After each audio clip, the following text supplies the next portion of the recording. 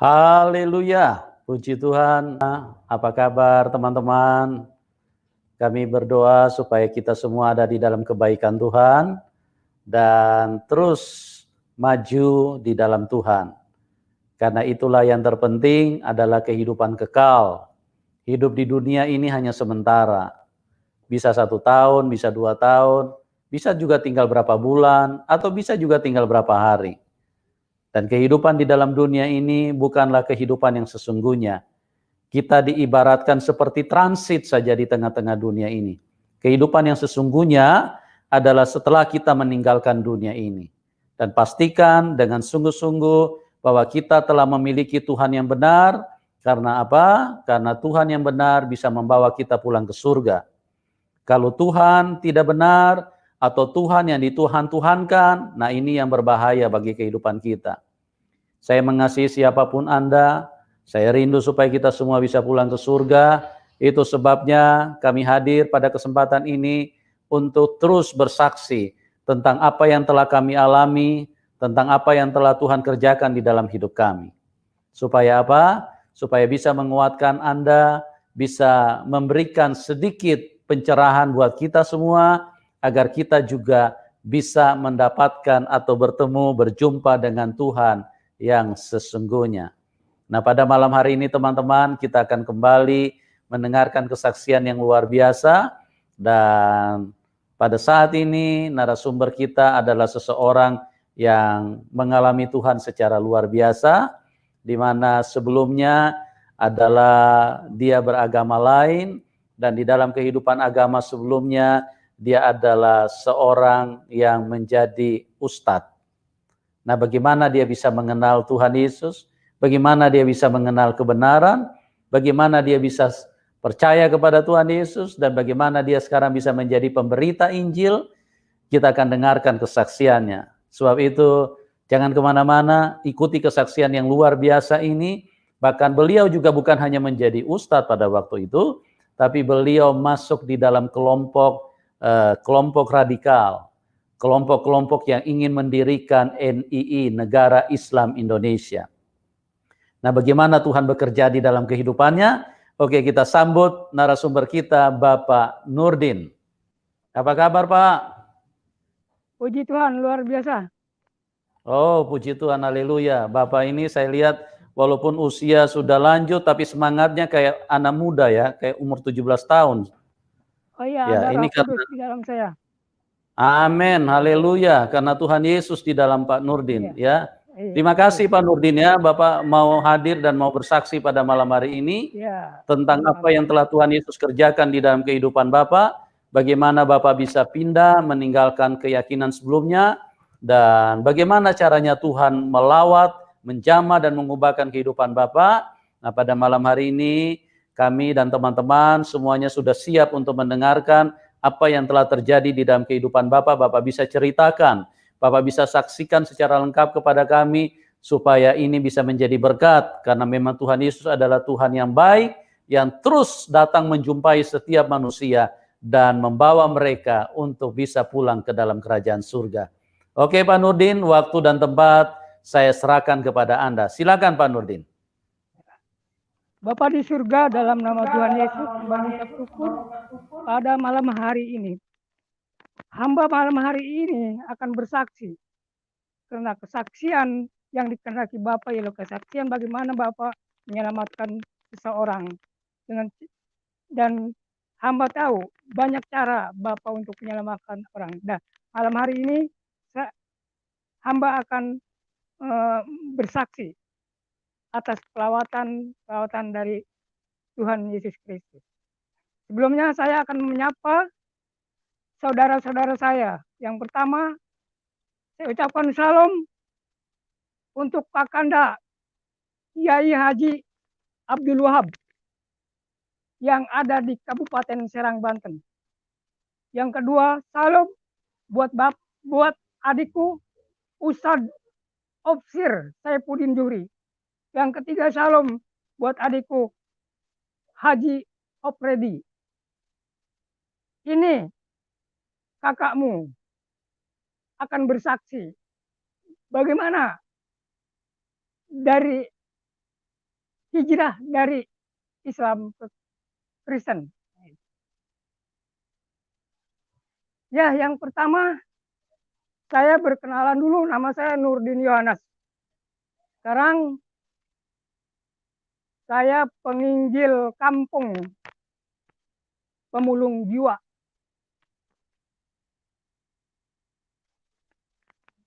Saya melihat catatan orang tua. Saya dilahirkan pada tahun 1956. Kalau di KTP 1957 karena gara-gara foto. Jadi usia saya sekarang 64 tahun. Nah, saya dari keluarga Islam. Bapak saya dulu penghulu.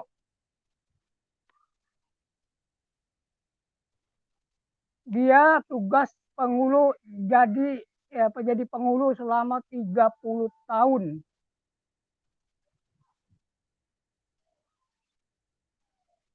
Pada waktu itu saya sempat menggantikan orang tua saya karena diperintah oleh kepala desa. Lalu saya gantiin orang tua saya menjadi penghulu. Baru dapat 3 tahun, saya dipanggil. Karena banyak orang-orang yang meminta surat nikah ke kepala desa. Nah, lalu saya dipanggil. Kenapa? Orang-orang banyak yang datang meminta surat kepada saya, padahal kan kamu yang nikahin. Saya bilang, memang betul uangnya enggak saya setorkan ke KUA. Jadi ke kantor saya. Jadi uang itu saya kantongin. Karena saya juga perlu duit. Saya perlu duit. Jadi saya dipecat dapat 3 tahun. Nah, saya pada waktu kecil saya betul-betul dididik oleh orang tua tentang baca Al-Quran, tentang sholat. Dari mulai umur 7 tahun saya sholat. Nah, saya belajar baca Al-Quran. Setelah saya bisa baca Al-Quran, bisa doa, bisa sholat, saya ngajar ngaji. Karena asal bisa mengajar asal bisa sholat, bisa baca Quran, bisa berdoa, ngajar ngaji, itu disebut ustadz. Kenapa? Emang ustadz itu kan bahasa Arab, bahasa Indonesianya guru. Orang yang mengajar. Jadi saya di sini dulunya saya ngajar ngaji. Pernah juga memang ngajar ngaji dewasa juga. Nah, di dalam kehidupan saya, waktu saya berhenti menjadi penghulu, saya agak SKK, kecer-kacir gitu. Karena nggak ada pemasukan. Jadi saya waktu itu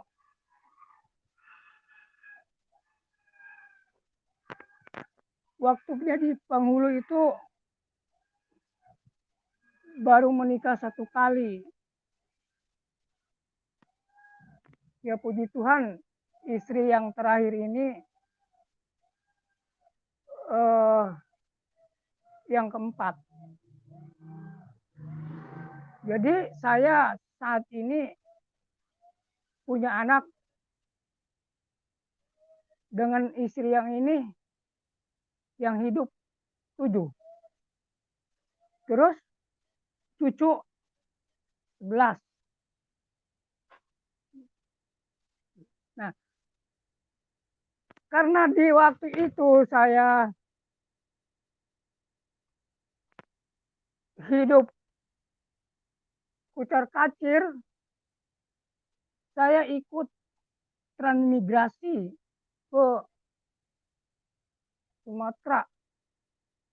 Pada waktu itu saya baru punya anak 1. Di Sumatera saya dijadikan kepala dusun, terus juga dijadikan seksi agama di LKMD pada waktu itu. Karena itu pada waktu itu tahun 80-an. Di sana pun saya ngajar ngaji juga. Bilang orang di sana saya juga ustadz. Jadi dapat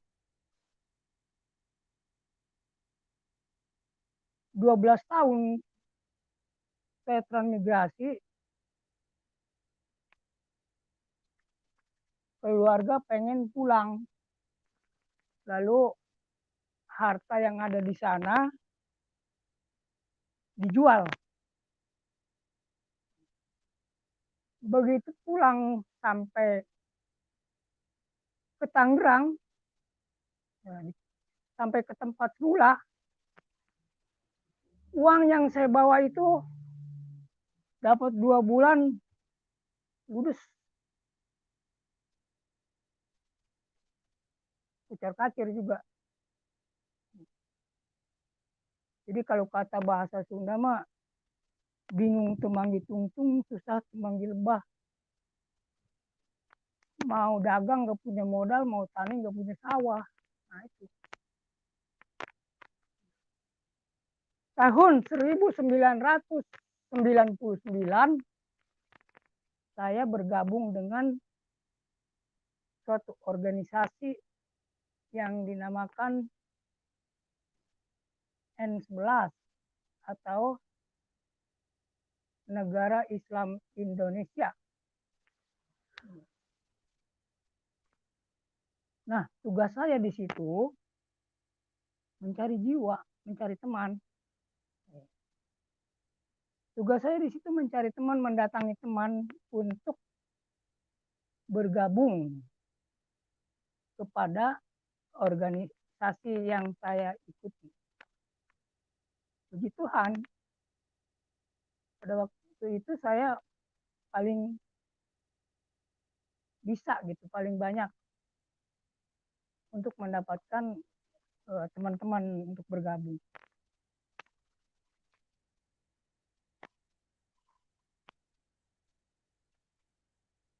Pada suatu saat saya dari rumah pakai sepatu keren lah itu. Saya mendatangi salah satu bos, masih dekat dari tempat saya. Bos itu mempunyai ternak sapi, ya, Tanjung Burung. Rencana saya dari rumah,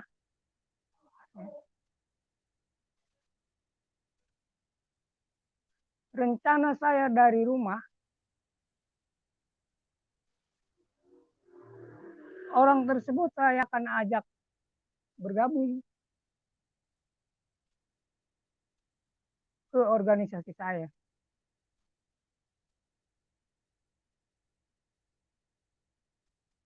Begitu saya sampai ke tempatnya, saya diskusi atau ngobrol ya tentang agama gitu.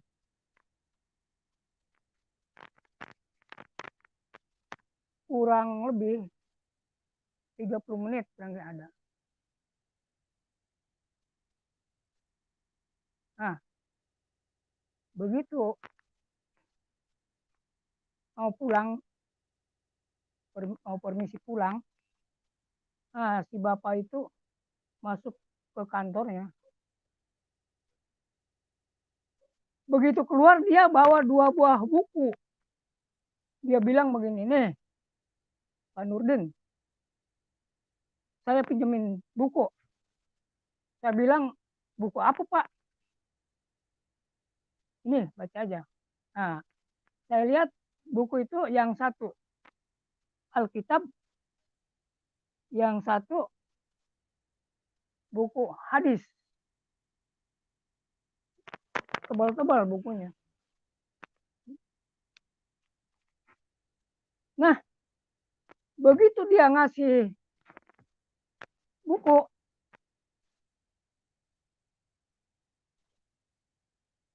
dia ngomong,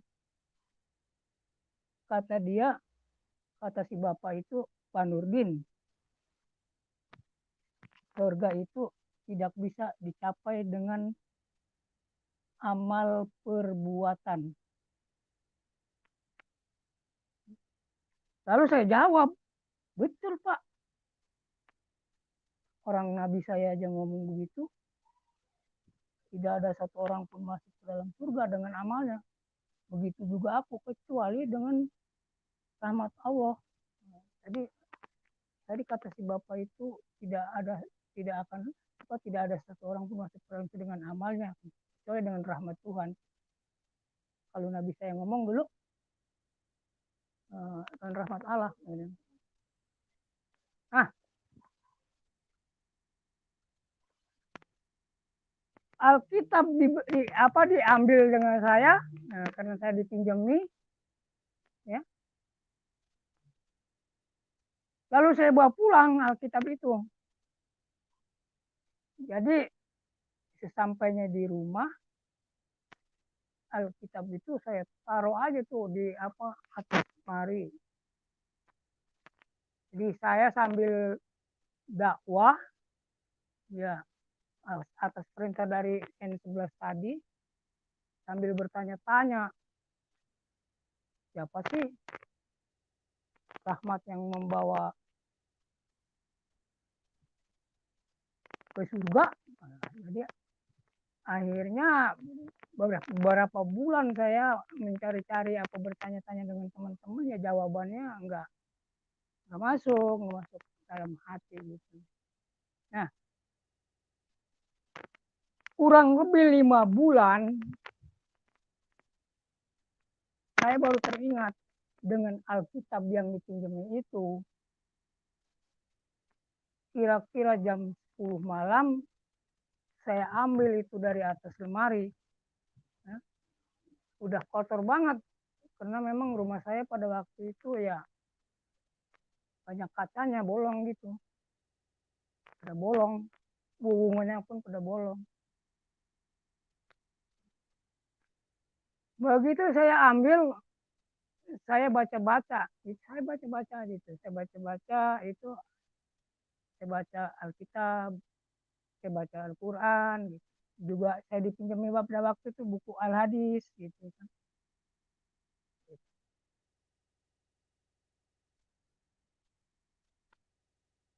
Nah, beberapa bulan saya baca-baca Alkitab dan Al-Quran.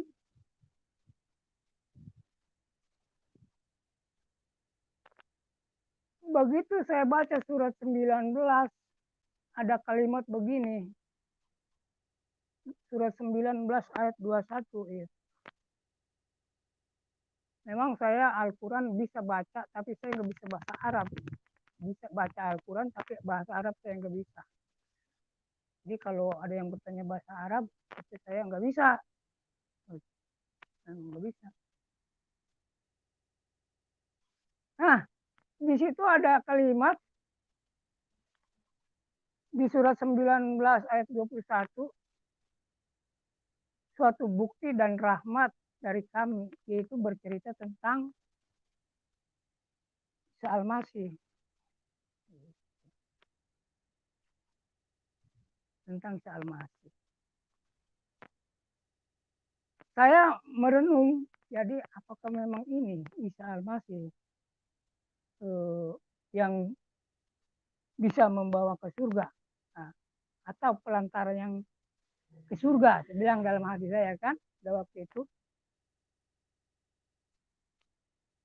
saya tidak berhenti baca Alkitab Al-Quran semalam, tapi malam saya baca karena saya takut sama keluarga, takut ketahuan saya baca Alkitab.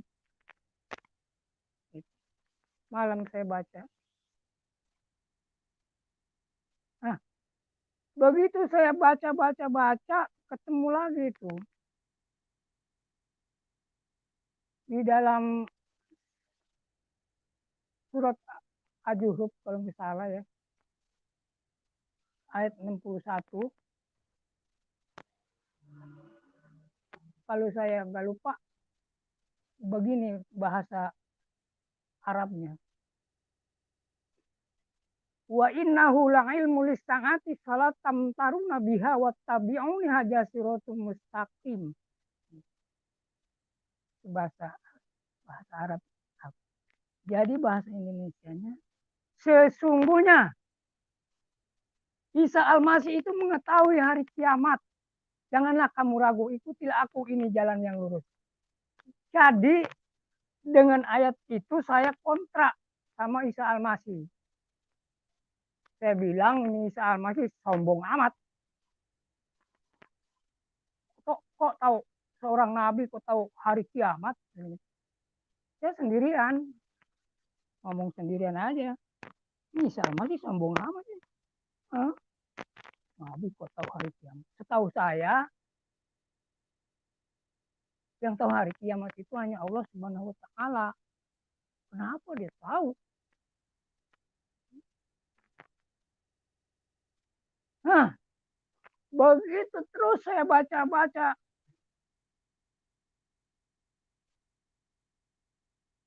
Alkitab seayat, Al-Quran seayat, gitu kan. Baca. Ketemulah itu ayat di pertengahan, kalimat di pertengahan surat 4 ayat 171 yang bunyinya begini. Innamal masihu Isa ibnu Maryam wa rasuli wa kalimatuhu.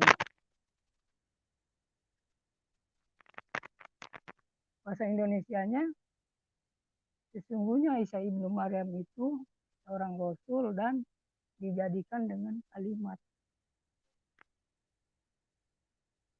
Nah, di situ saya baca, saya renungkan, lalu saya ilustrasikan sendiri malam-malam.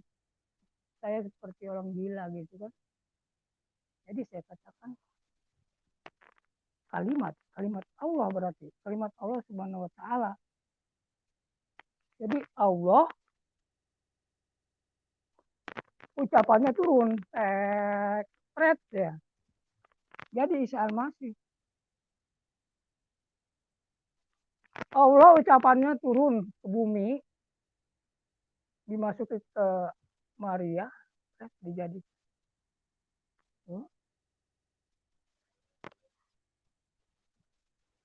Nah, saya merenung, boleh jadi Isa Al-Masih tahu hari kiamat. Karena dia omongan Allah. Isa Al-Masih ucapan Allah, jadi Isa Al-Masih. Karena apa? Kalau omongan atau ucapan itu antara yang ngucapin dengan ucapannya jadi satu. Oh iya. Nah, barulah saya ngerti bahwa antara Isa Al-Masih itu satu dengan Allah Subhanahu wa Ta'ala. Nah, itu. Saya sendirian aja, Pak. Saya pun baca Alkitab malam. Jadi sambil celingak juga karena saya takut sama anak, istri. Nah, itu. Terus saya baca.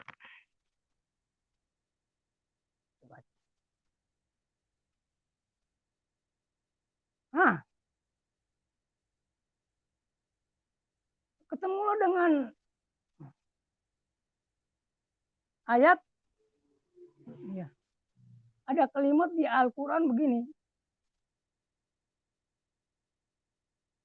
Ya ahlal kitab, lastum alaisai hatta tuqimut Taurat wal Injil.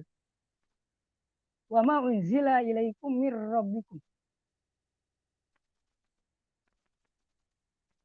Bahasa Indonesianya, bukan artinya loh, itu bahasa Indonesianya nih. Kalau artinya maka gak tahu sebenarnya. Bahasa Indonesianya, hai ahli kitab, kamu tidak dipandang beragama sedikit. Sehingga kamu menegakkan ajaran-ajaran Taurat dan Injil dalam kurung Al-Quran yang diturunkan dari Tuhan. Nah, jadi ayat ini saya baca, saya renungkan.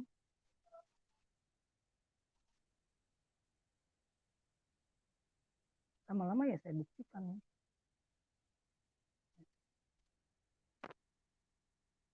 Nah, di situ saya ada dalam hati saya berpikir,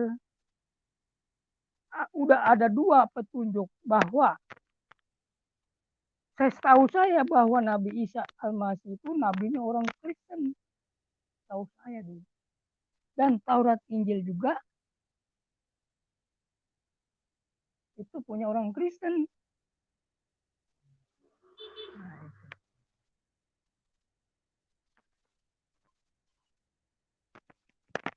Dalam pikiran saya pada waktu itu,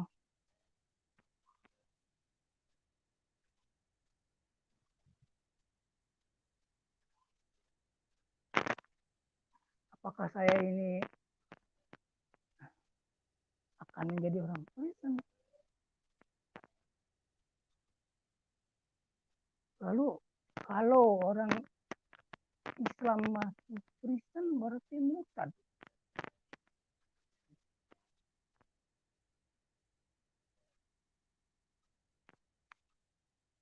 Setelah itu, malam itu saya ada kertak hati ya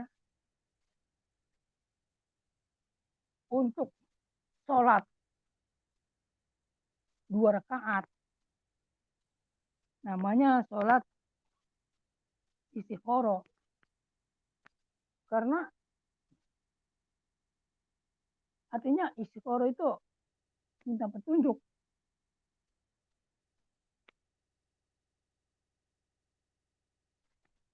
Setelah itu, karena pemikiran kalau saya beralih atau berhijrah kepada Taurat Injil, meninggalkan Al-Quran, saya orang murtad. Sedangkan murtad itu banyak orang bilang, orang-orang bilang orang murtad itu neraka tempatnya. Nah, begitu saya habis sholat, saya berdoa, minta petunjuk.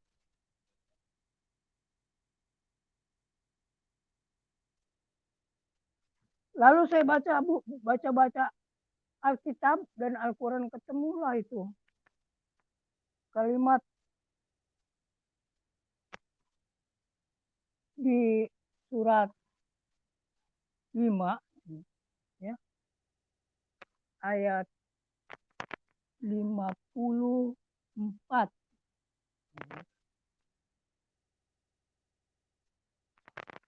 Bunyinya begini, bahasa Al-Qurannya.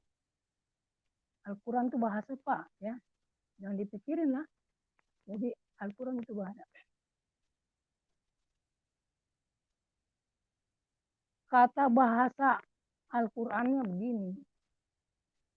Ya ayyuhalladzina amanu may yartadda minkum an dinihi fasawfa yuhibbuhum wa yuhibbuna. Bahasa Indonesianya, hai orang yang beriman, barang siapa di antara kamu murtad atau keluar, murtad itu artinya keluar bahasa Indonesianya. Barang siapa di antara kamu murtad atau keluar dari agamanya, maka kelak di sini, maka kelak Allah akan mendatangkan suatu kaum yang mereka saling mengasihi, saling mencintai. Nah,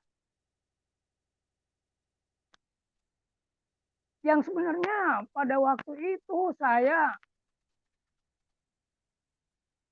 agak apa ya, agak hati agak selama apa, karena murtad itu yang katanya, orang murtad itu yang katanya masuk neraka. Begitu saya baca ayat ini, hai orang yang beriman, barang siapa di antara kamu murtad atau keluar dari agamanya, maka kelak Allah akan mendatangkan satu kaum yang mereka saling mencintai. Nah, artinya ayat ini menghibur saya, membuat hati saya apa, senang kembali gitu. Nah, senang kembali. Jadi setelah saya baca-baca Al-Quran itu, saya pada waktu itu nggak cari ayat-ayat apa, ayat-ayat lain atau kalimat-kalimat lain. Yang saya cari ya yang berkaitan dengan Isa Al-Masih.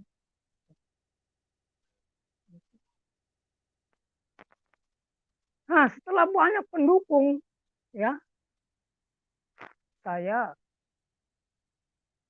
dipanggil Tuhan, didukung bukan dengan manusia, tapi didukung dengan kalimat-kalimat yang ada di Al-Quran.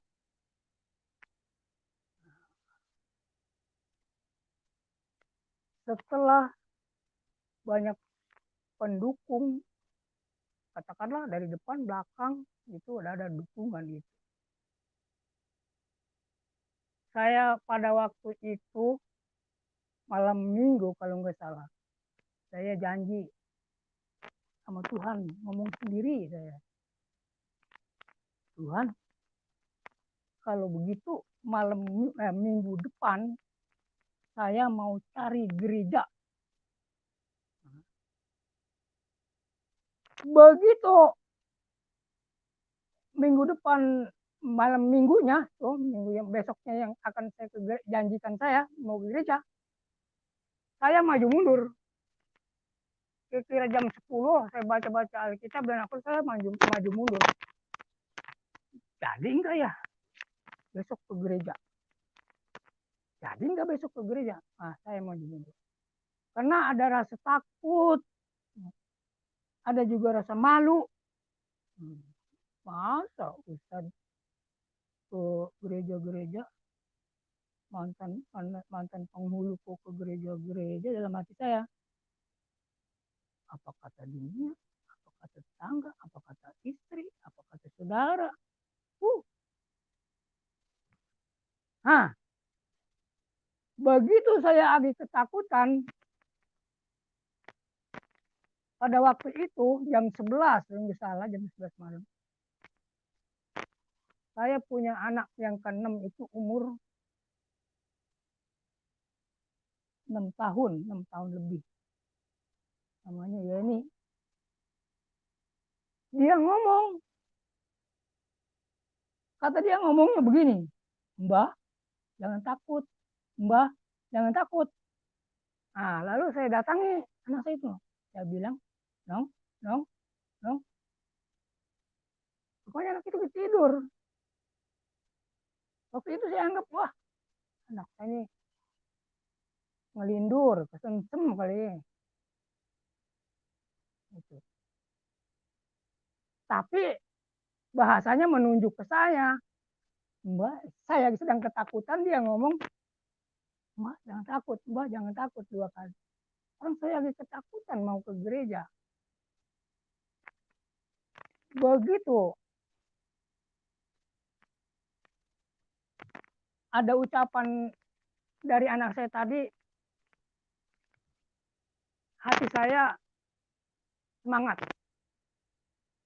Besok jam subuh jam 4 saya udah bangun, udah sholat subuh, habis sholat subuh saya baca Quran.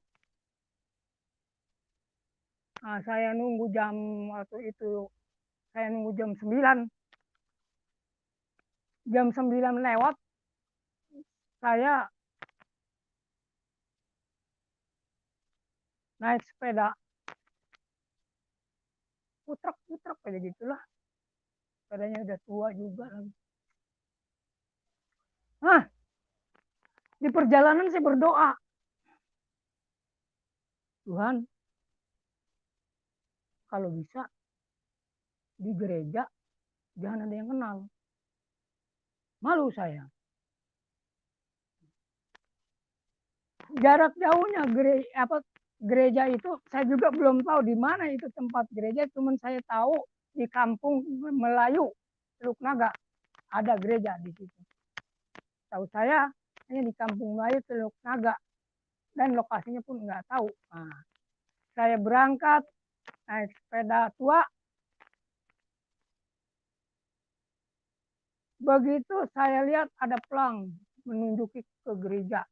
Wah, ini pelang itu di pinggir kali. Ini gereja nih, jalan gereja.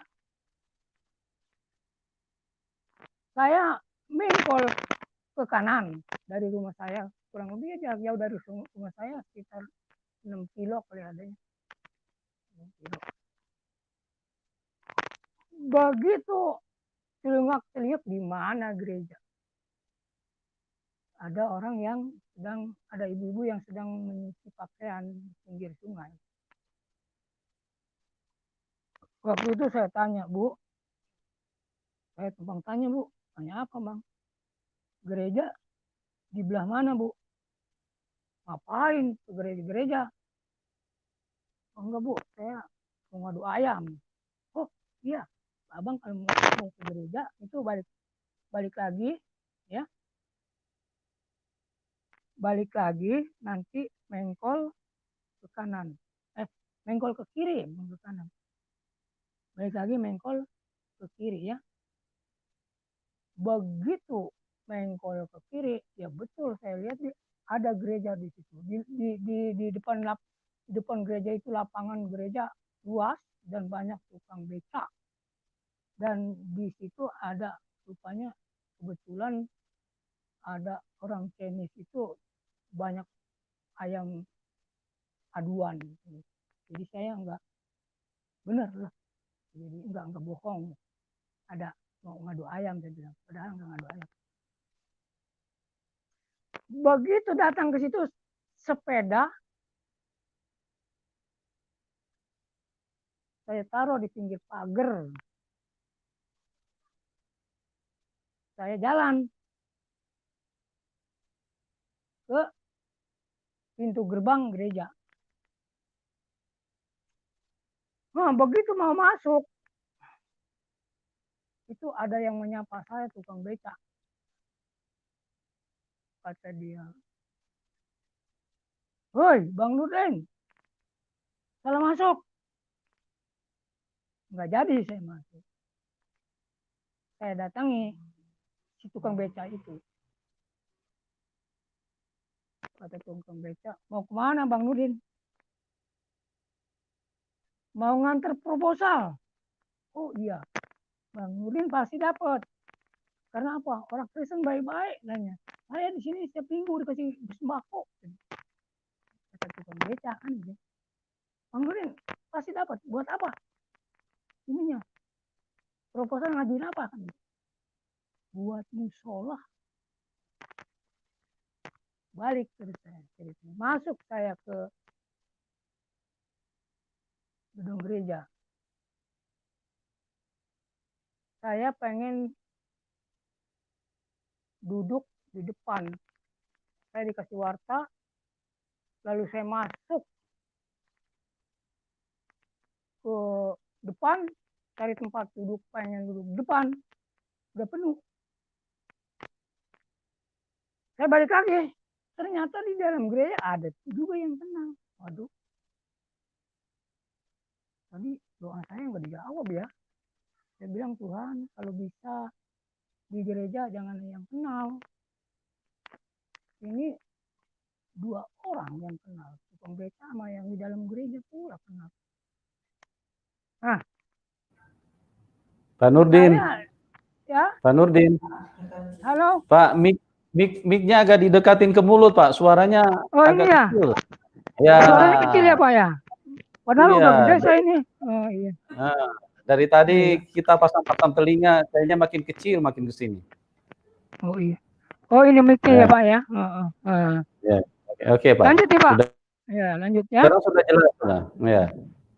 Udah halo, halo udah ya. Ya. Sudah jelas, silakan. Ya. Begitu di dalam gereja, begitu saya biluk dari depan disapa. Pak Nurdin mau kemana? Saya bilang mau ikut sembahyang. Ya, duduk sini duduk. Duduk di pinggirnya. Jadi si bapak itu bilang, Pak Nurdin, itu pecinya buka. Saya lupa Pak, saya bawa peci. Jadi saya buka. Nah, gitu. Nah, disitulah saya pertama mendengar lagu Ruang Maha Kudus. Saya pun ya sambil angkat-angkat kepala, apa ini Ruang Maha Kudus? Karena setahu saya kudus itu kan suci. Apa ini Ruang Maha Suci? Begitu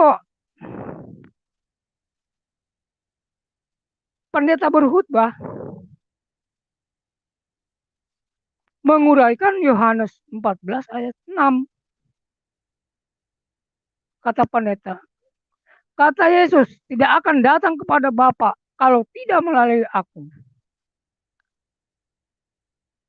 Nah, lalu saya bertanya, padahal khutbah masih berlanjut, saya bertanya sama tangga duduk tadi. Saya bilang, Om, itu Tuhan Yesus, dia bilang, Yesus sama Isa Al-Masih ada abang ya? Si Om jawab, waduh, idem, Pak Nurin, idem. Apa Om idem? Sama katanya. Maksudnya kalau Isa Al-Masih itu sebutan orang Islam,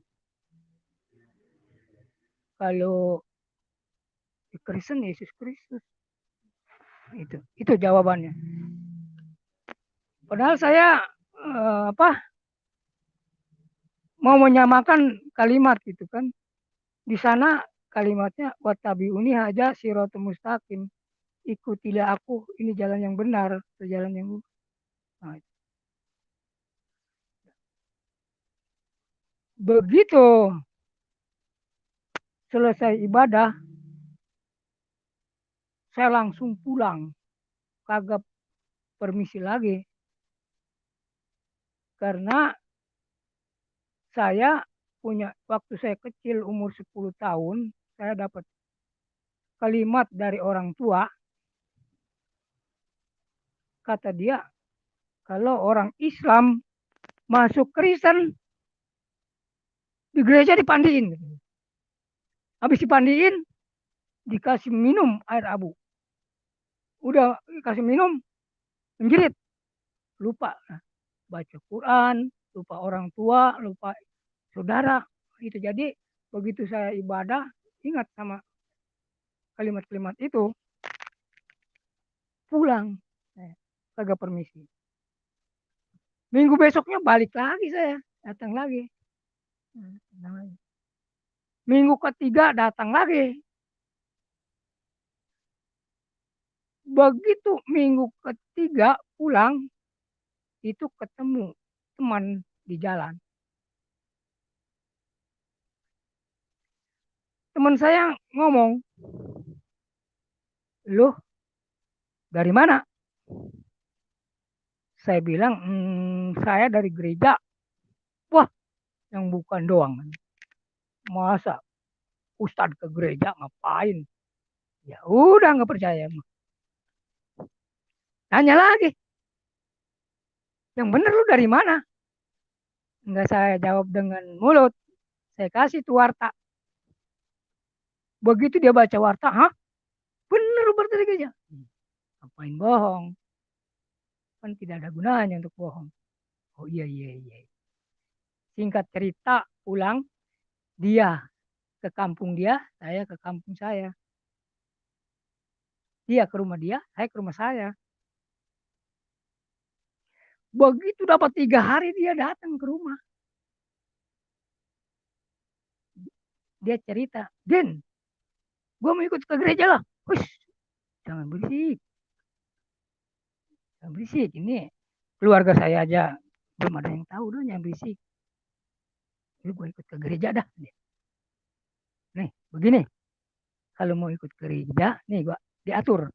Kamu sebelah barat, saya sebelah timur. Nih, emang di sebelah barat ada? Ada.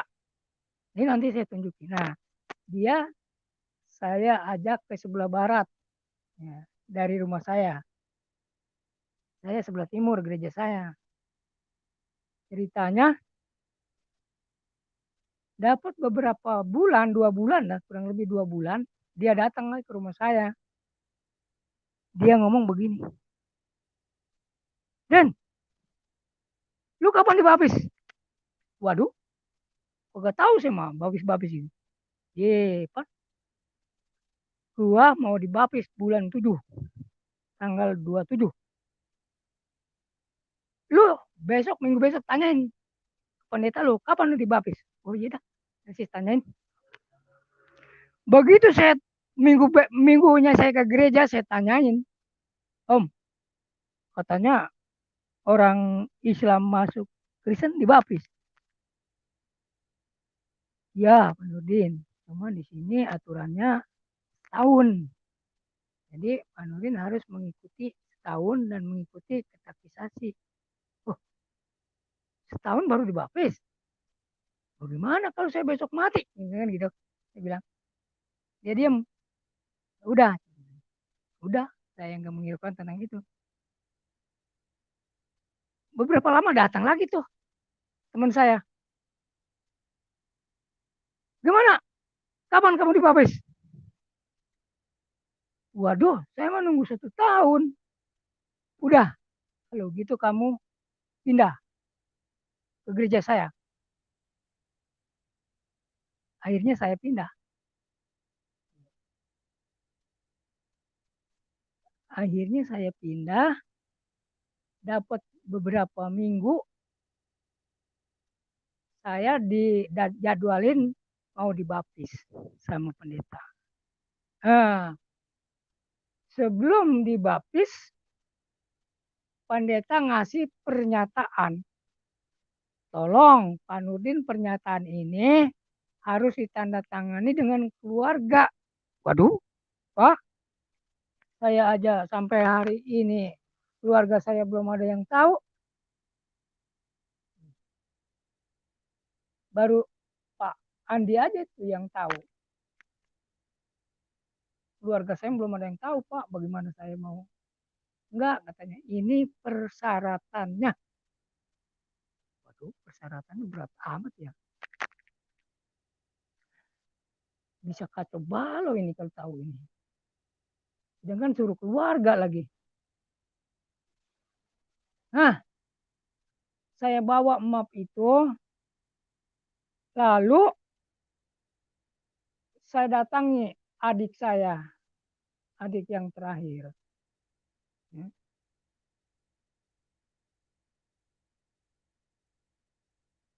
Begitu saya kasih map, saya bilang, "Jun, tolong tanda tangan ini." Begitu dibuka, dia bengong. Hah? Abang mau jadi orang Kristen? Gak usah banyak cerita, tanda tangani aja. Ditanda tangani aja karena dia nurut sama saya, adik saya yang terakhir. Tanda tangani aja. Puji Tuhan. Begitu udah selesai tanda tangani, saya bawa, saya anterin ke pendeta. Ini Pak. Oh iya iya. Hah, Pak Nurin siap? Ya. Tanggal 11 Agustus 2002 pada waktu itu. Pak Nurin dibaptis. Siap dari rumah, baju salinan. Terus saya tanya, Pak, enggak, bukan saya tanya. Dia yang, ya saya tanya waktu itu. Saya di mana baptisnya? Di Tangerang, di kolam. Waduh Pak, kalau bisa saya jangan di kolam, di baptisnya. Di mana? Maunya di laut. Oh iya. Jadi saya dibawa ke laut sama pendeta. Laut Tanjung Kait namanya. Setelah saya dibaptis, ya,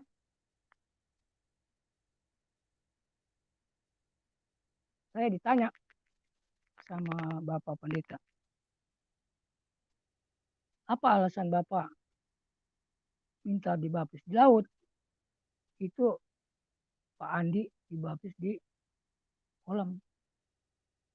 Saya bilang, Pak, saya pernah baca di Alkitab, Yesus Kristus itu dibaptis oleh Yohanes di Sungai Yordan. Jadi menurut saya, air laut Tanjung Kait nyambung ke Sungai Yordan. Nah, dia tertawa kan. Memang benar air laut. Coba belum kepercaya ya ikuti. Nah, pada waktu itu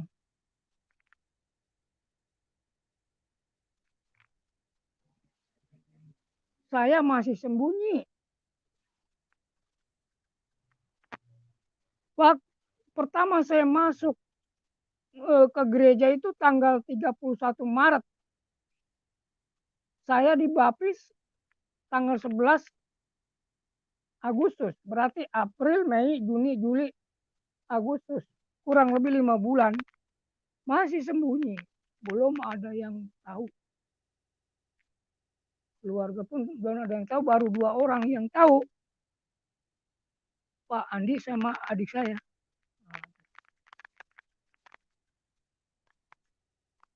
Saya nyapa dulu sama Pak Andi nih yang ada di Madura. Dia pelayanan di Madura.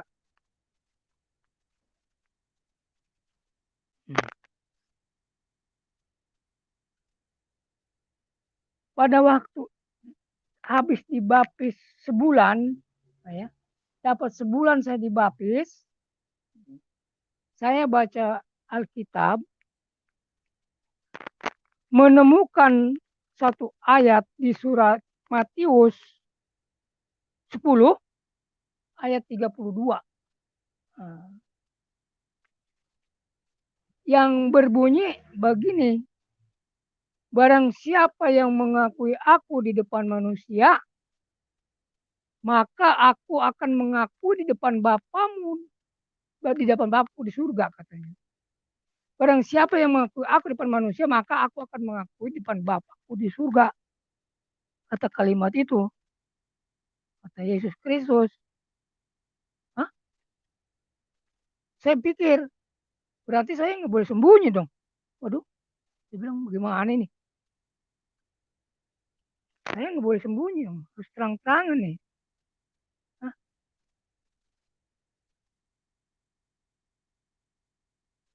Pada malam itu juga saya nulis-nulis, ambil buku, saya nulis-nulis surat, jadi bikin konsep,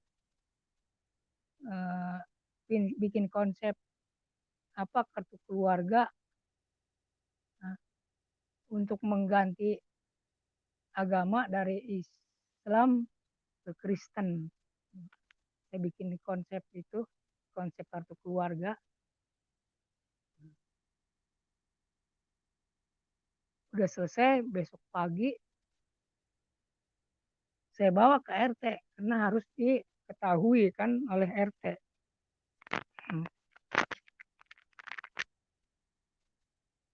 Begitu pagi jam 7, saya bawa itu ke RT surat.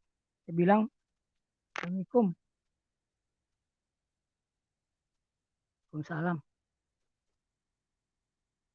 Tolong nih Pak RT tanda tangan nih, saya mau ke rumah lurah. Surat pengantar.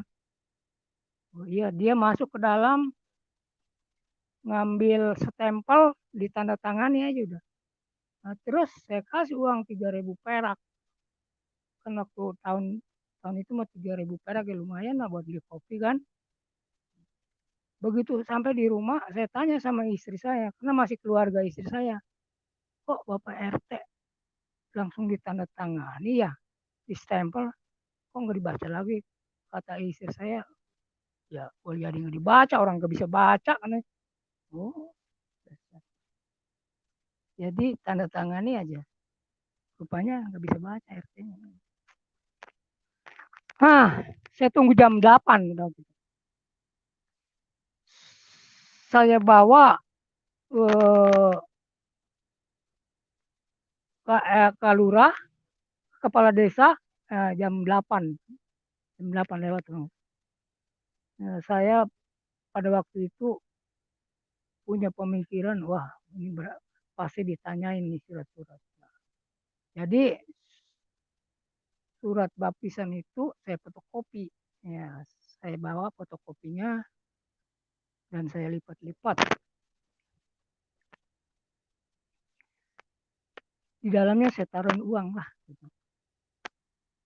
Begitu sampai di kepala desa, di kantor kepala desa, saya ajukan kepada juru tulis. Begitu dibaca bengong. Bener nih Bang Nurin mau jadi orang Kristen. Oh, kenapa? Biasanya ada suratnya. Oh iya ini ada. Saya kasih. Begitu dibuka sama dia. Ada hijauan kan. Diambil, dibuatkan.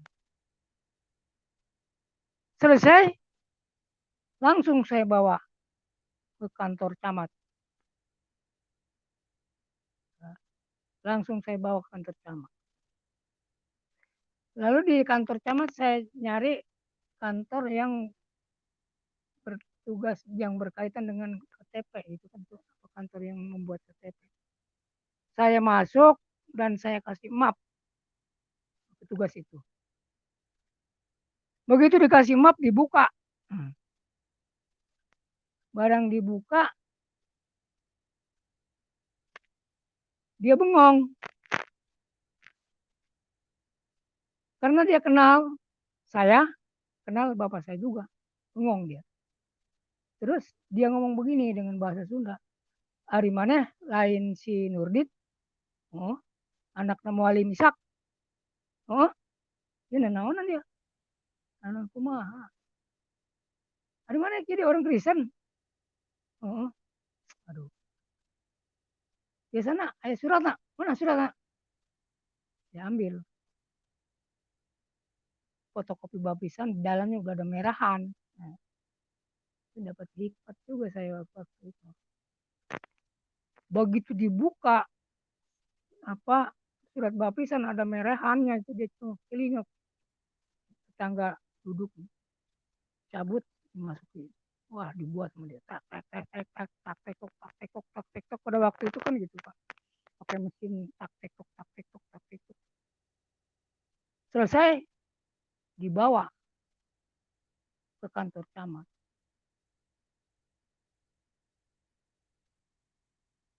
Barang dari keluar selesai itu. Puji Tuhan, saya buat KTP ya kurang lebih 4 jam itu selesai. Biasanya bikin KTP itu apalagi pindah agama. nggak pindah aja, kadang-kadang sebulan 2 bulan baru selesai. Nah,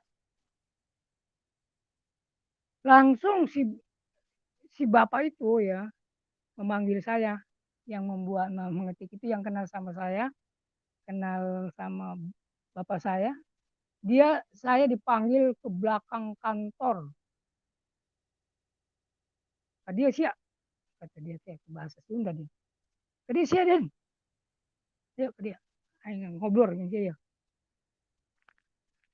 Terus kata dia,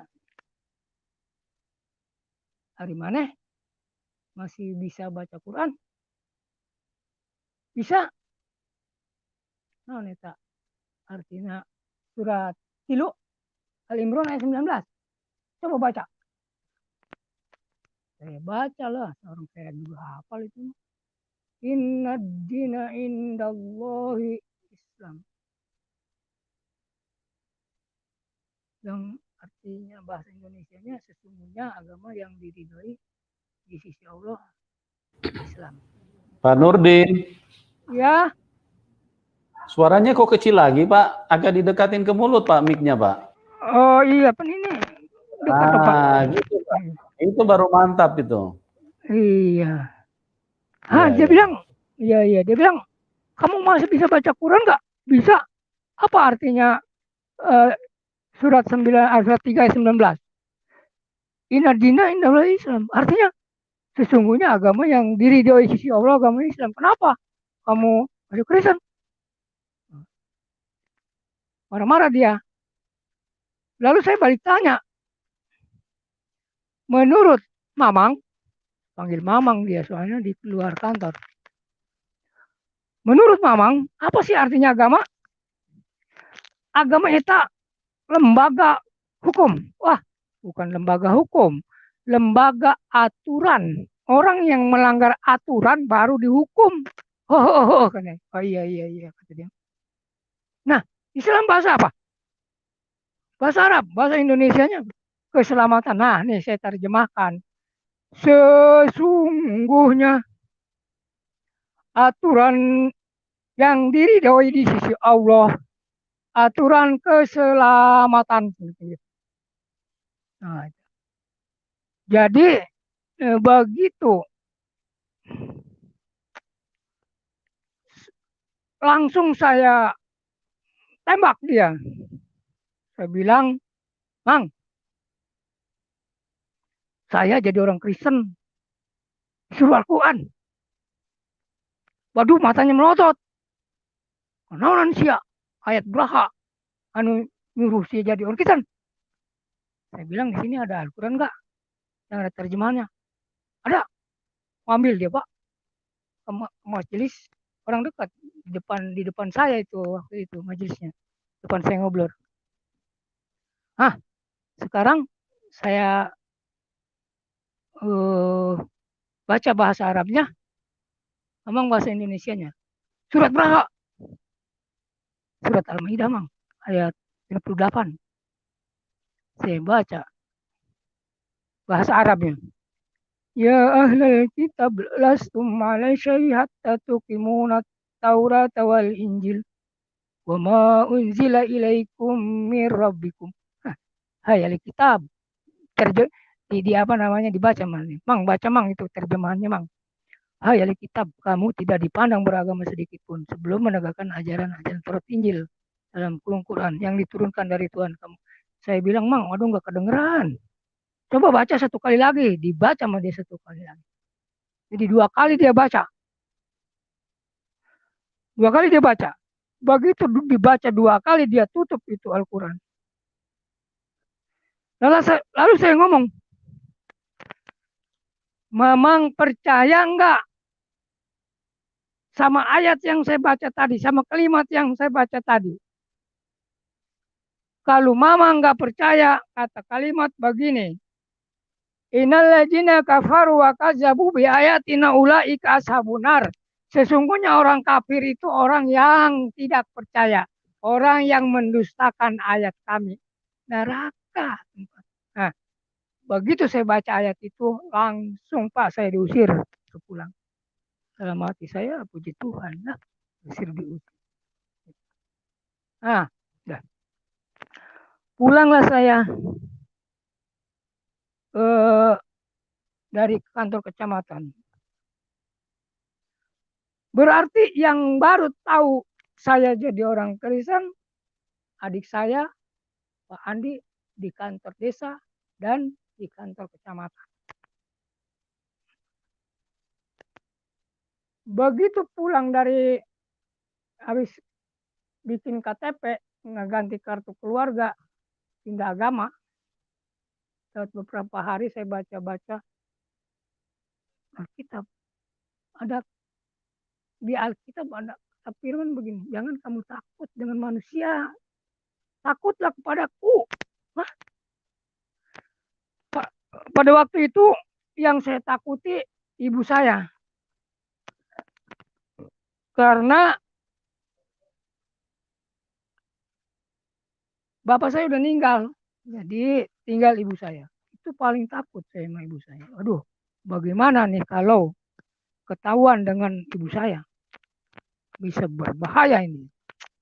Tapi Tuhan bilang, jangan takut kepada manusia, takutlah kepadaku. Akhirnya saya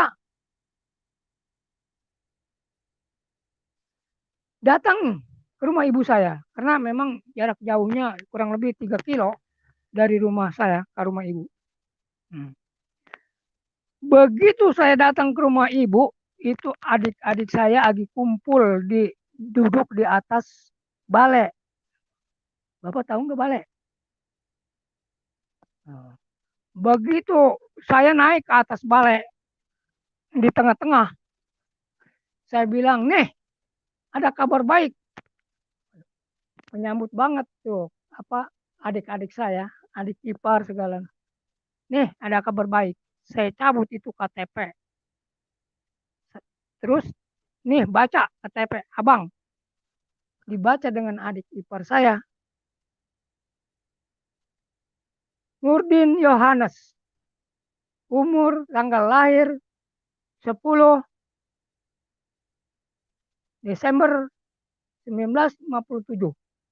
Agama Kristen. Nah, begitu dia baca agama Kristen, menjerit-jerit yang baca itu ipar saya. Manggil ibu saya. Ibu, lihat nih. Bang Nurdin pindah agama jadi orang Kristen. Nah, begitu keluar ibu saya bawa tongkat. Wah, saya siap aja nongkrong. Begitu dia mau beding saya lompat dah. Wah, ini bahaya nih. Begitu keluar dari dalam rumah, karena ibu saya badannya besar, jadi mari bawa tongkat.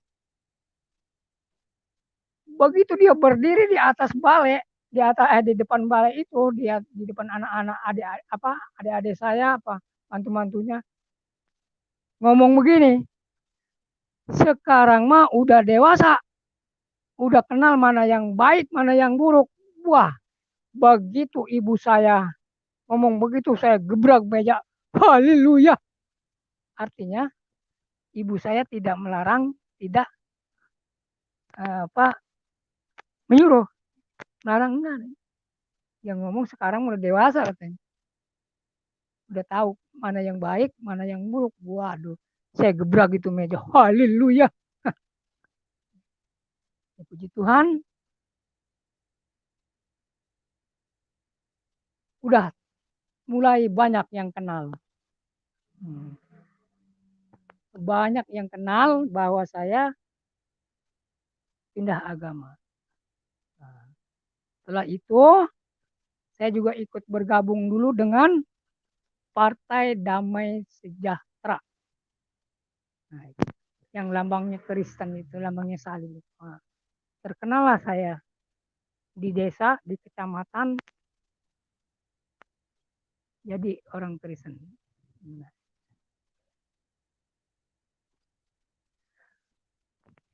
Beberapa lama saya jalan-jalan karena pada waktu saya habis dibaptis itu saya seperti orang sontoloyo. kayak orang kebingungan gitu Pak ya. Jadi kayak orang serba salah saya waktu habis dibaptis.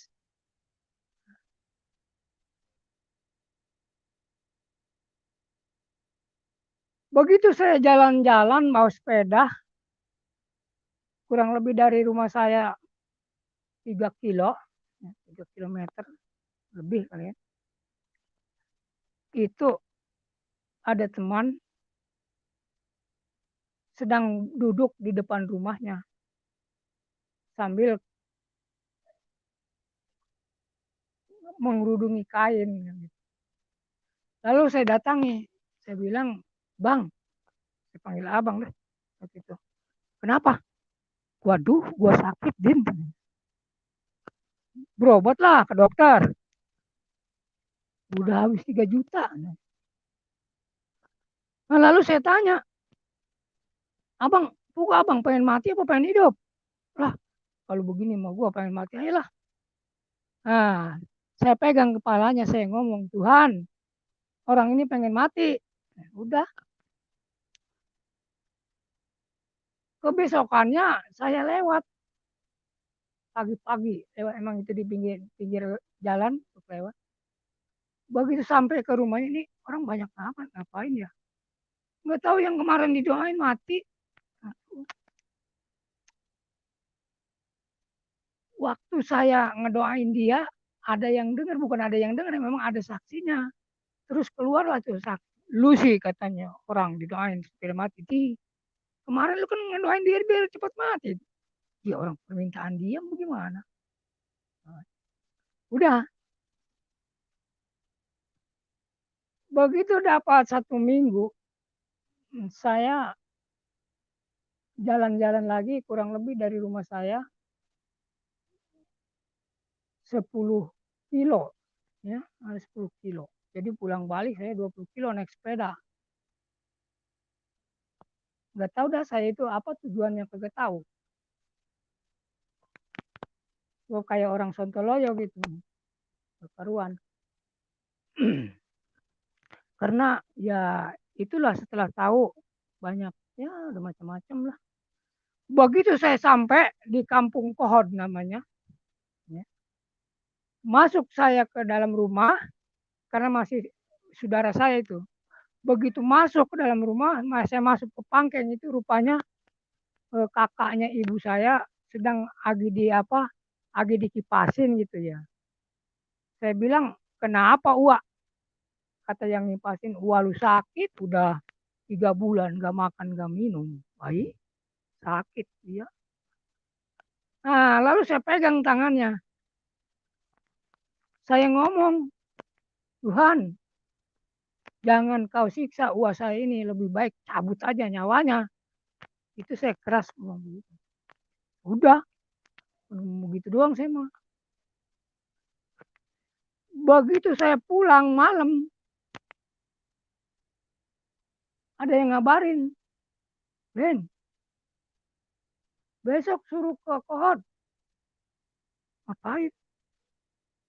"Wah, lu meninggal." "Hah?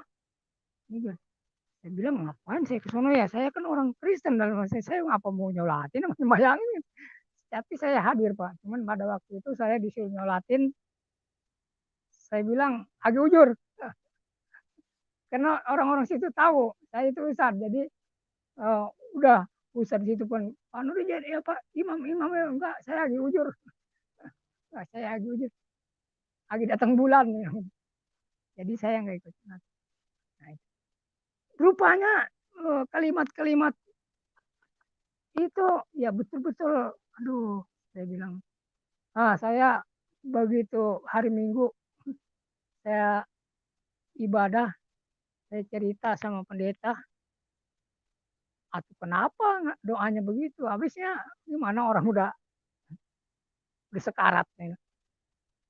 Daripada dia ngerasain ya kita doainnya biar cepat mati." Nah itu. Nah terus yang ketiga kalinya, saya pulang dari gereja,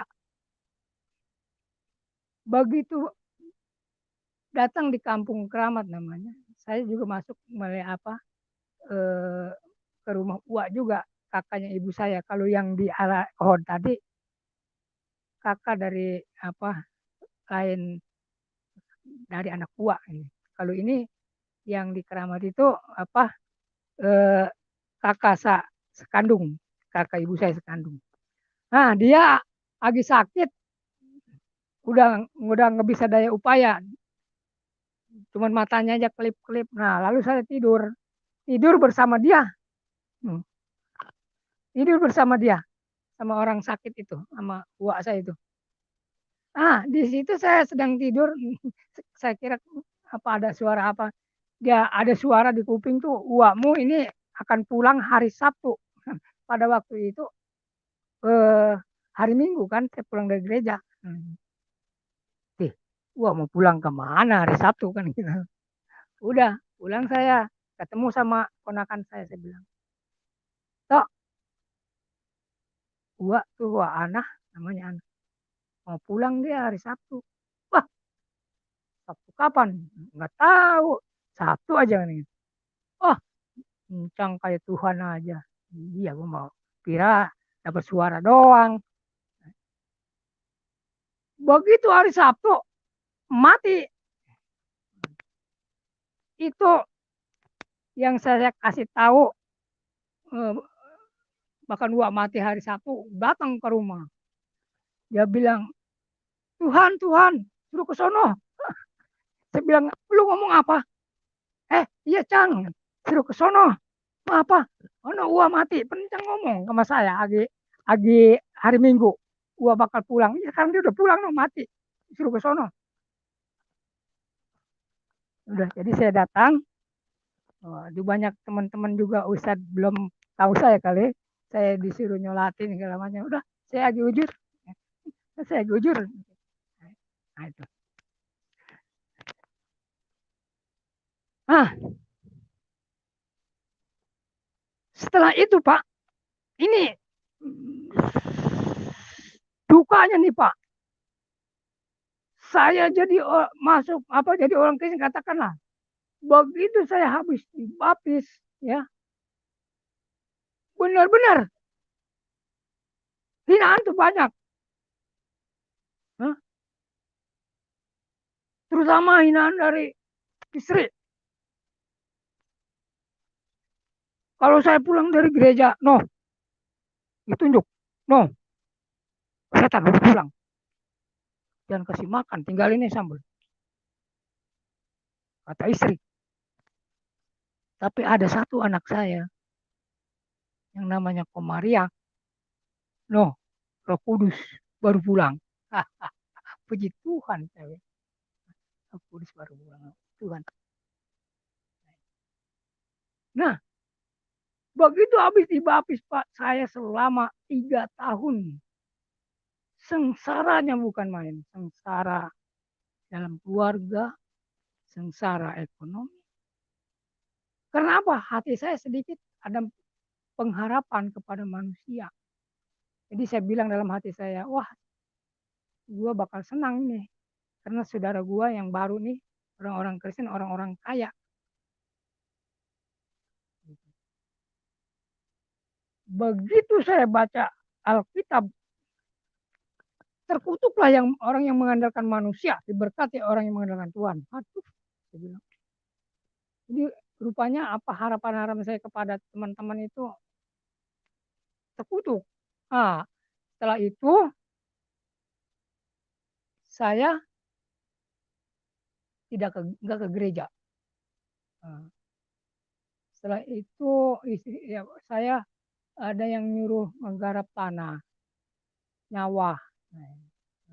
Nggak ke gereja saya. Berapa bulan saya nggak ke gereja, saya nyawa. Tapi itu nyawa pun nggak pernah berhasil. Satu saat saya jam 6 dari rumah meluncur ke teman di Kohod. Dia orang Kristiani, tapi nggak punya suami, janda. Udah tua tapi ya. Begitu saya datang, salam Bu, selamat pagi. Dia pagi, "Oh, ada apa Pak Nurdin?" "Aduh Bu, minta bantuan lah." "Bantuan apa?" "Anak saya dari kemarin belum masak, belum makan. Bagi beras ya." "Wah, dibagi Pak beras sama dia 2 liter." Rupanya dia juga cuma itu-itunya lagi. Nah, jadi selama 3 tahun itu saya sengsara bukan main lah. Jadi banyak hinaan dari istri, dari keluarga. Tapi saya bertahan. Saya setiap malam angkat tangan kalau istri saya lagi tidur. Tuhan, jamah istri saya.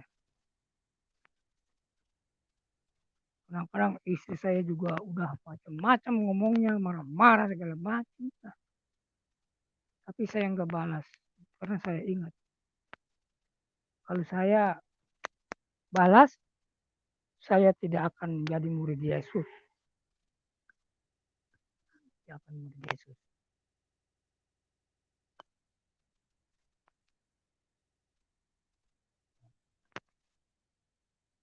Setiap malam saya berdoa angkat tangan untuk istri saya terutama.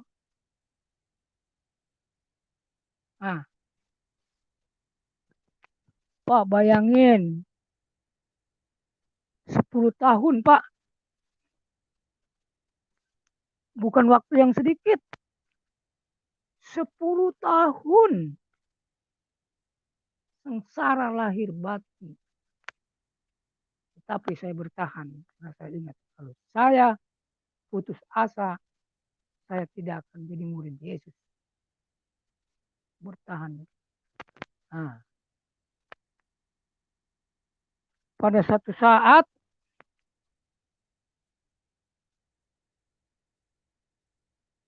saya sedang tidur bersama istri saya, itu dekatlah tidur.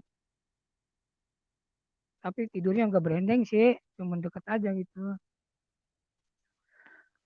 Istri saya ngomong gini, "Sekarang mah kita udah lain akidah," kata istri saya. "Sekarang mah kita udah lain akidah. Jadi lebih baik bercerai aja." Saya jawab, "Ayolah kalau mau bercerai." Akhirnya istri saya berdoa. Dia berdoanya begini, "Ya Allah," sambil narik nafas. "Ya Allah, kalau Kristen itu baik, jadikan saya satu dengan suami saya. Kalau Kristen itu tidak baik, pisahkan saya dengan suami saya." Lalu saya ngomong, "Tunggu aja tanggal mainnya. Siapa yang doanya dijawab?" Nah, pada waktu itu saya diperkenalkan dengan Bapak Saifuddin Ibrahim dengan teman.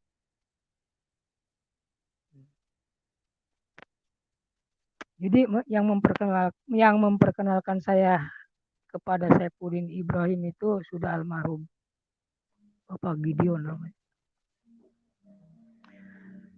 Lalu Bapak Saifuddin Ibrahim itu saya telepon, "Pak, datang ke tempat saya nih ada barang." Dia jawab, "Barangnya ada berapa?" "Cuma satu." Datanglah dia ke tempat saya. Begitu datang ke tempat saya dan ada bersama teman, dia bawa teman, bawa tim. Dia ke rumah saya di dalam sama teman-teman berdoa. Nah, dia memanggil istri saya keluar. Dia bilang begini, "Bu, dengerin nih saya ngomong. Saya nggak perlu makanan ibu, nih dengerin nih saya ngomong." Jadi diinjili, diinjili istri saya. Setelah itu ada program HMC yang diselenggarakan oleh Bapak Alek Leo Puncak. Nah, pada waktu itu saya hubungi kaum ibu-ibu dari sana, suruh datang ke tempat saya. Lalu datang. Nah, akhirnya singkat cerita istri saya diajak sama teman-teman dari tempat saya, ada 11 orang ibu-ibu saya bawa. 11 orang, kalau misalnya ibu sama bapak, ada bapaknya dan ada ibunya, 11 orang pada waktu itu. Di sana di puncak itu ditatar lah tentang hal-hal kekristenan. Lalu pas habis seksi bapisan, selesai seksi bapisan, keluar, saya cari di mana ini istri saya. Begitu saya cari-cari, istri saya rupanya udah memakai baju putih mau dibapis. Nah, saya datangi, terus dia memeluk saya, minta maaf yang sering menghina. Saya bilang, nggak usah kamu minta maaf, kalau orang Kristen sebelum kamu minta maaf sudah dimaafkan. Ya, puji Tuhan. Ya. Jadi itu kurang lebih 10 tahun. Ya, 10 tahun. Bukan main perjuangan 10 tahun. Dihindari oleh istri yang satu rumah. Mana tahan. Kalau bukan karena Yesus Kristus.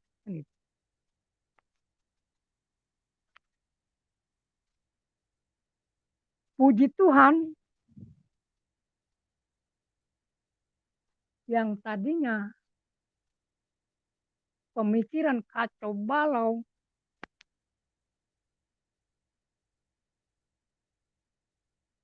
setelah istri saya dibaptis, hidup saya, kalau kata bahasa Arab, sakinah, mawadah, warohmah. Karena saya mengikuti pria sejati dan istri saya pun ikut wanita bijak. Puji Tuhan sampai hari ini.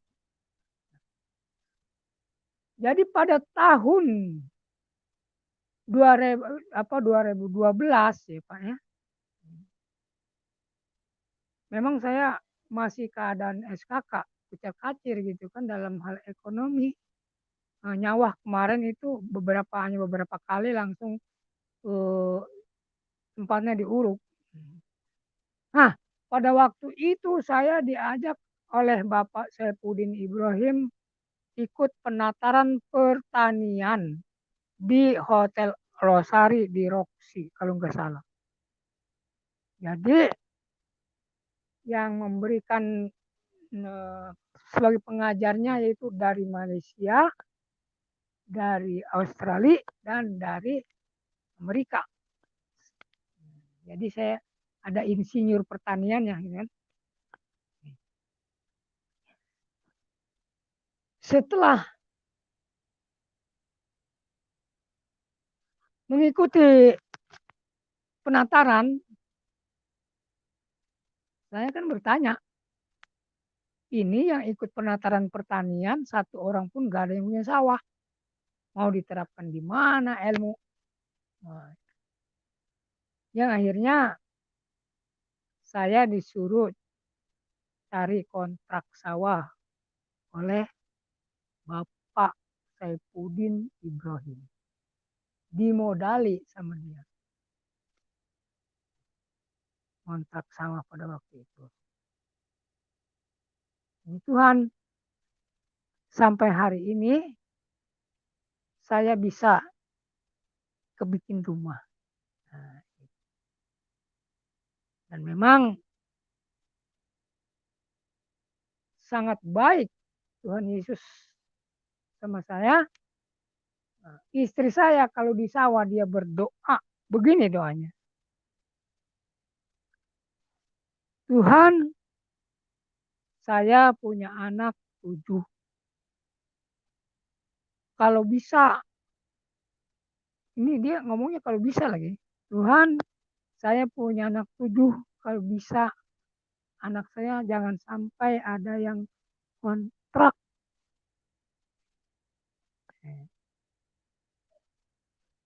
Puji Tuhan. Ya. Anak saya semuanya saat ini udah punya rumah. Dan saya pun ya inilah punya. Saya ucapkan terima kasih pada Bapak Saifuddin Ibrahim. Dan saya bersyukur kepada Tuhan Yesus. Nah, lalu keajaibannya apa?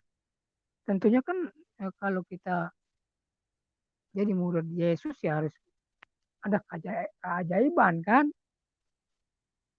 Nah,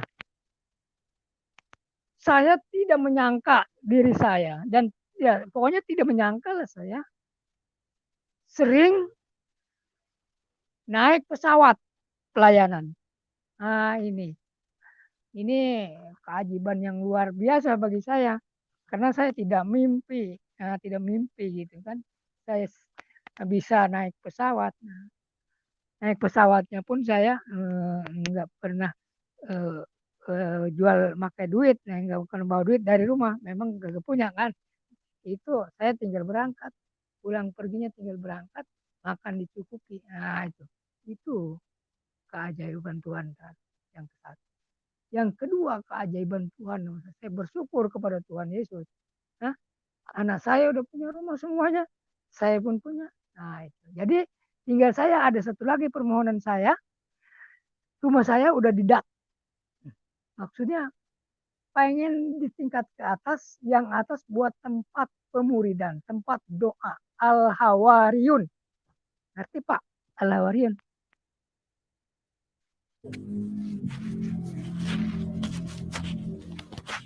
Halo? Ya, halo. Iya.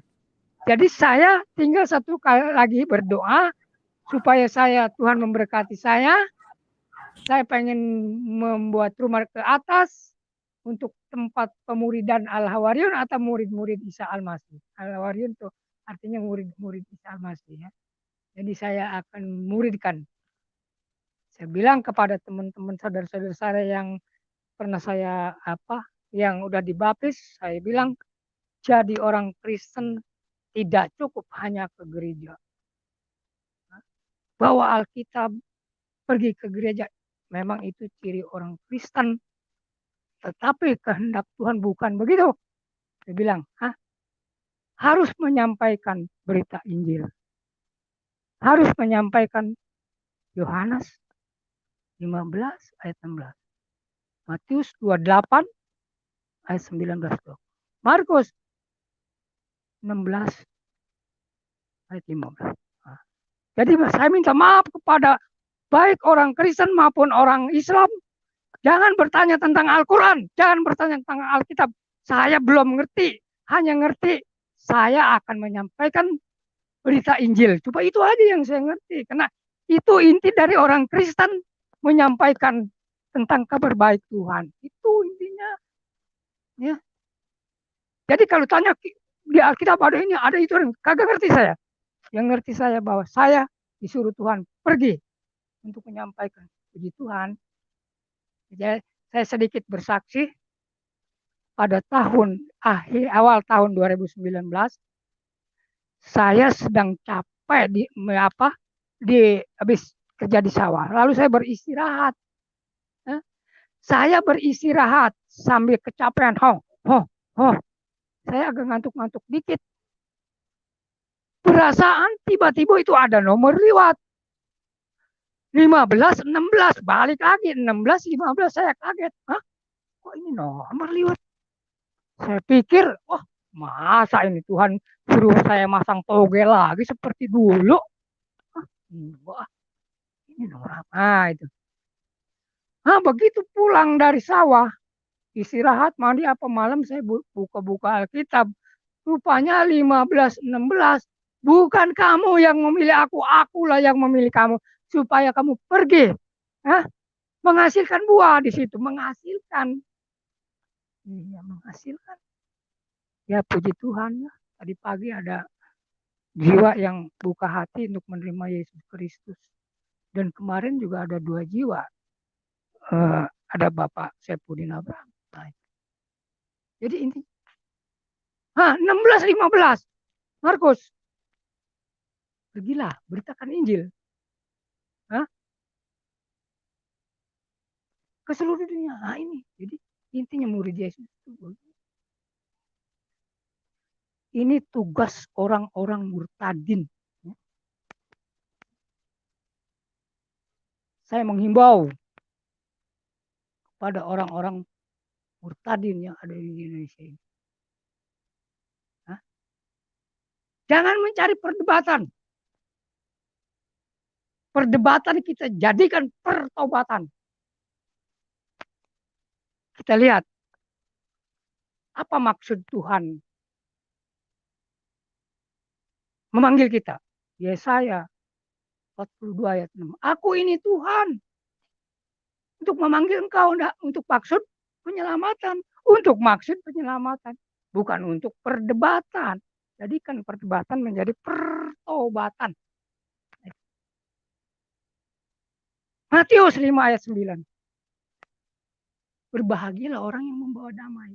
Akan disebut anak-anak Allah. Ketika ya beritakan Injil. Itulah tugas orang-orang murtadin. Ya. Jangan sembunyi aja. Beritakanlah firman Tuhan. Baik atau tidak baik waktu ini. Himbauan ya. Ini sebagai himbauan kepada ke orang-orang murtadin yang ada di Indonesia. Karena saya 1 minggu punya HP yang ada YouTube-nya.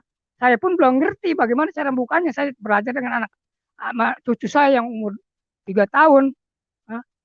Cara buka YouTube saya belajar sama anak cucu saya yang umur 3 tahun. Gituan. Jadi saya lihat banyak orang-orang murtadin.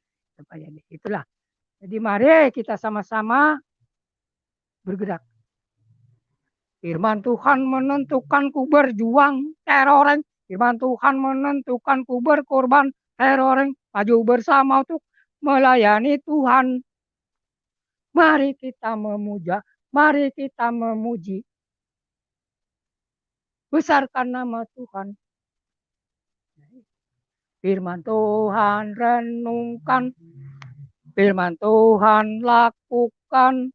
Firman Tuhan sampaikan. Jadi, puji Tuhan. Tuhan merubah kehidupan saya setelah saya dipanggil Yesus Kristus dan mau melakukan firman Tuhan, menyampaikan firman. Saya pergi karena saya punya pikiran saya ini, saya udah enggak mengharapkan tentang hal-hal dunia.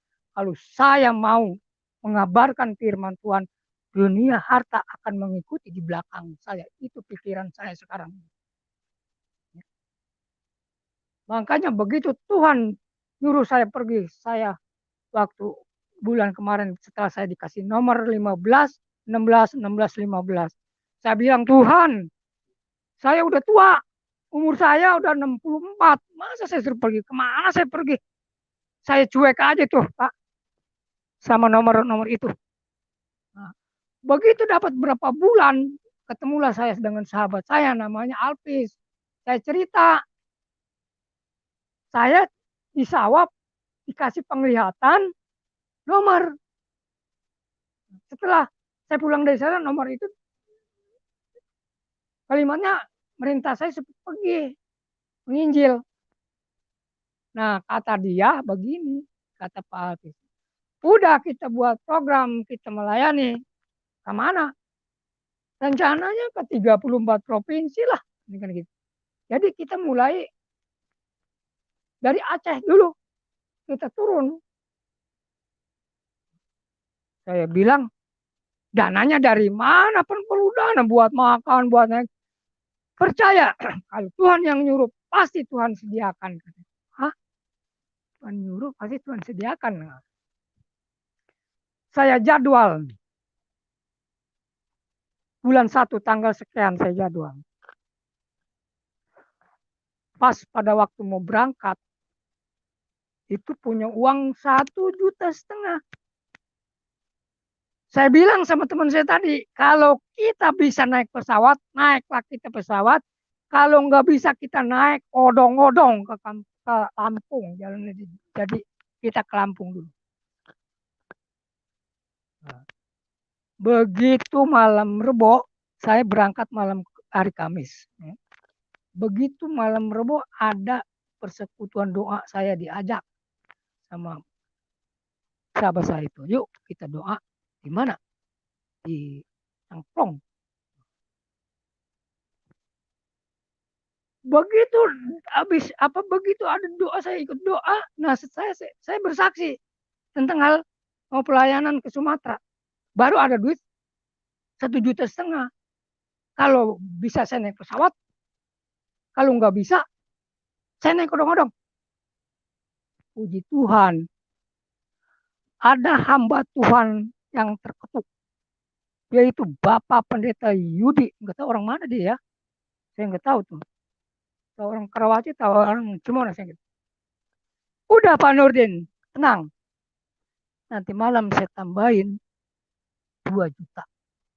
Saya minta nomor rekeningnya.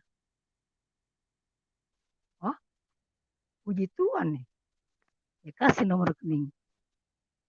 Malam-malam masuk nomor rekening. Jadilah saya berangkat ke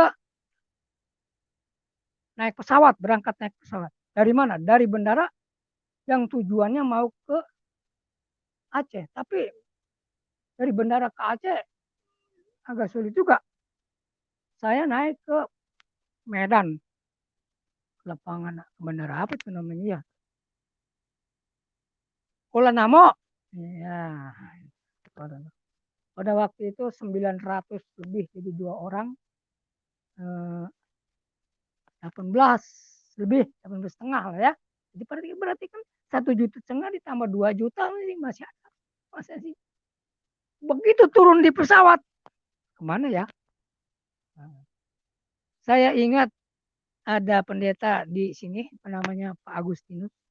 Kalau nanti turun dari Kuala Namo, ya cari aja gereja Gadi. Ketemulah ceritanya itu gereja Gadi, gereja Allah di Indonesia. Ya. Pas ke situ, bapak pendetanya nggak ada, cuma ada anaknya. Nginep saya situ dua malam. Saya hari Kamis sore datang ke tempat itu. Hari Senin saya berangkat dari situ. Nah, lalu ditanya sama pendeta situ, Pak Nurdin, mau ke Acehnya, Aceh mana? Waduh, kagak tahu Aceh mana saya. Kalau bisa Aceh yang dekat aja dah sama Medan, supaya jangan jauh dulu. Ya, yang dekat itu Aceh Temiang sama Aceh Tenggara. Nah, dia bilang udah ke Aceh Tenggara aja. Ya oke, dibawa saya ke travel. Naiklah dari situ saya menuju Aceh Tenggara, Kuta Cane.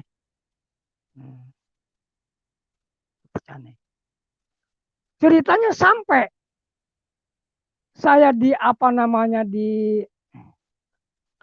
Kota Cane jam 10 malam. Kan udah agak sepi. Begitu saya lihat masih ada warung kecil buka, warung kopi. Ya enggak, waktu itu saya malam-malam Kata supir, Bapak mau turun di mana? Waduh, di Kota Caneh. Ini Kota Caneh. Di kampung ini apa? Tanah Merah. Udah ya, ini Tanah Merah. Wah, ya berarti saya turun di sini. Nah, saya turun. Barang turun udah sepi kan, agak sepi. Saya lihat ada warung kecil pinggir jalan masih buka. Nah, saya mendatangi itu. Saya ngopi tadi itu ceritanya kopi pahit. Ya. Ditanya sama yang warung, Bapak ini mau kemana, dari mana? Saya dari Jakarta. Saya bilang, saya mau penginjilan. Ya untung aja itu yang punya warungnya orang Kristen. Saya mau penginjilan lah yang. Oh iya, kalau begitu ngopi dulu dah. Gituan, kasih ngopi, nggak bayar. Nanti dianterin sama suami saya. Bang itu ya, orang Kristen rupanya. Jadi malam-malam saya dianterin ke ke rumah pendeta jam 10 lewat kalau nggak salah. Diketuk-ketuk pintunya sama si bapak itu kan. Pak pendeta, ini ada tamu. Masuklah. Kaget ya. Begitu saya masuk, yaitu dia pulang. Kaget. Kata teman saya, Pak Alpis itu, Pak, Bapak jangan kaget. Anggap saja saya ini malaikat. 2 malaikat datang ke rumah Bapak. Lalu dikasih tuh, ada surat ini kan, surat pengutusan. Nah, akhirnya ya puji Tuhan, saya besoknya kata dia, Pak Nudin, Pak Alpis, Pak Nudin nggak usah tidur di nggak usah ngontrak lah kan, nyewa lah kan gitu kan, soalnya di pastori katanya.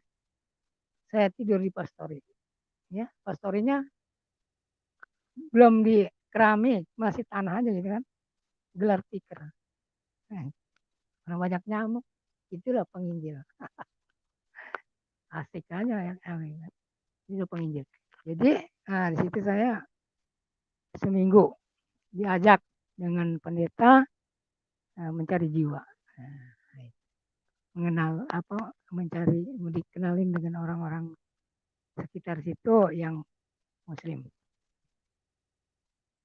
Dan lalu saya dibawa ke Gunung Leuser, saya dipertemukan dengan seorang bernama siapa ya, Ali Akbar namanya. Dia orang Jawa Barat, Sukabumi. Saya di situ sempat berdoa, gitu kan, mendoakan mereka, mendoakan istrinya, dan membuka hati untuk menerima Yesus Kristus.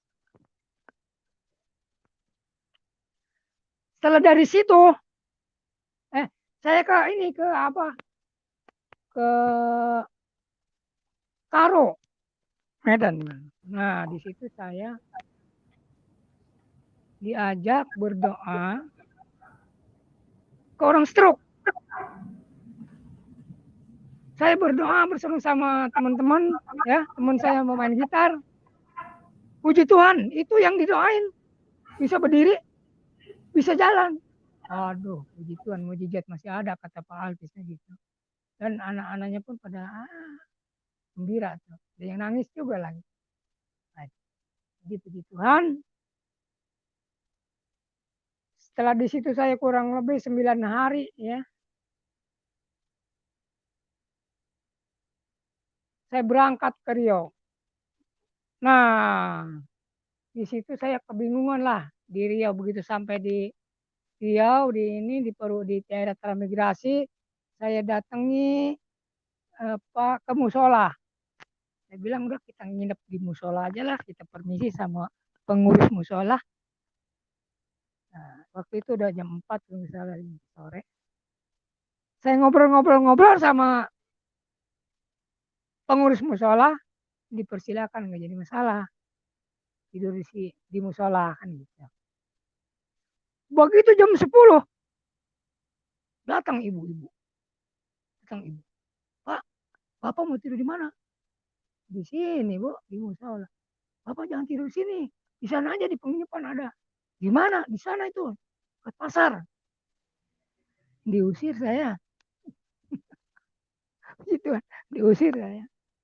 Berangkat saya malam-malam dari penginapan. Puji Tuhan, saya di daerah itu, saya jalan kaki berdua mencari, menyampaikan firman Tuhan, menyampaikan Injil pada ibu-ibu. Itu semuanya di apa namanya, dipoto, ada di apa namanya, di HP Pak Altis. Cuman saya nggak punya HP. Nah, setelah dari Pekanbaru saya ke Padang. Di Padang saya dapat seminggu, terus ke Jambi. Nah, ke Jambi saya diajak sama pelayan Tuhan ke pojok sekali. Naik mobil hampir 5 jam ke hutan. Itu nemuin kampung namanya Kampung Areng-Areng. Rupanya di situ banyak juga apa namanya, anak-anak Tuhan, ibadahnya prihatin banget. Masih di tanah ngampar. Kalau kita di sini enak, aduh ada keramik, anak masih ngampar, atasnya dipakai apa nih? Kita doakan dia, biar dia diberkati Tuhan. Saudaraku yang terkasih, rupanya sampai di sini. Ya, sampai di sini dulu ya. Ya, kita masuk ke ruang diskusi ya Pak, karena ini sudah teman-teman sudah antri untuk mau berdiskusi dengan Bapak ya.